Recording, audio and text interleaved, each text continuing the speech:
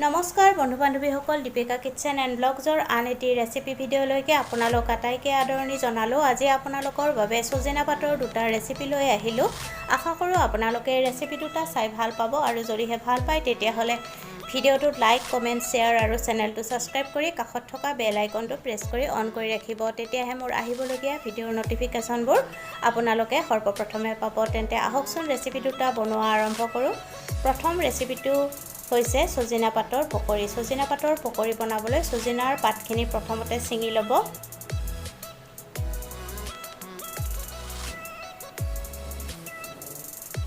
তাৰপিছত পাতখিনি ভালকৈ ধুই অলপ কাটি ল'ব লাগিব।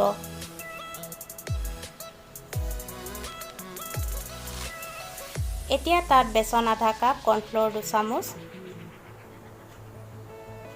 কেঁচা জলকীয়া, সোৱাদমতে নিমখ আৰু হালধি গুড়ি দি অলপ পানী দি ভালকৈ সানি ল'ব লাগিব। আপোনালোকে ইয়াতে পিঁয়াজো ব্যৱহাৰ কৰিব পাৰিব ইচ্ছা কৰিলে।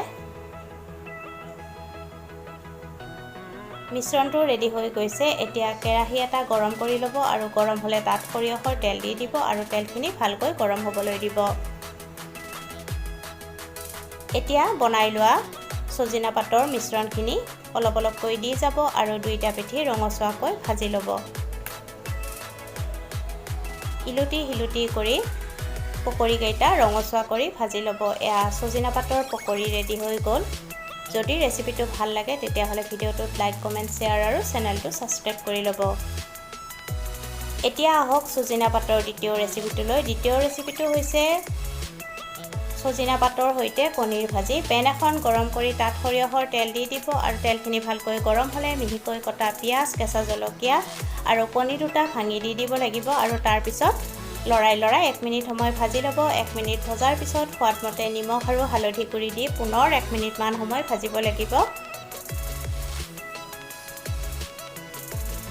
এতিয়া এমুঠি সজিনা পাত দি দিব আৰু সজিনা পাতখিনি দিয়াৰ পিছত কণীৰ সৈতে ভালকৈ লৰাই 2 পৰা 3 মিনিটমান সময় ভাজি ল'ব লাগিব। 2-3 মিনিট ভজাৰ পিছত কণীৰ সৈতে সজিনা পাতৰ ভাজি ৰেডি হৈ যাব। যদি আপোনালোকৰ ৰেচিপিটো ভাল লাগিছে তেতিয়াহ'লে ভিডিঅ'টোত লাইক, কমেণ্ট, শ্বেয়াৰ আৰু চেনেলটো ছাবস্ক্ৰাইব কৰি ল'ব। পুনৰ উপস্থিত হ'ম এটি নতুন ৰেচিপি ভিডিঅ'লৈ। আজিলৈ আহিলোঁ। ভিডিঅ'টো শেষলৈকে চোৱাৰ বাবে আপোনালোকক বহুত ধন্যবাদ জনালোঁ।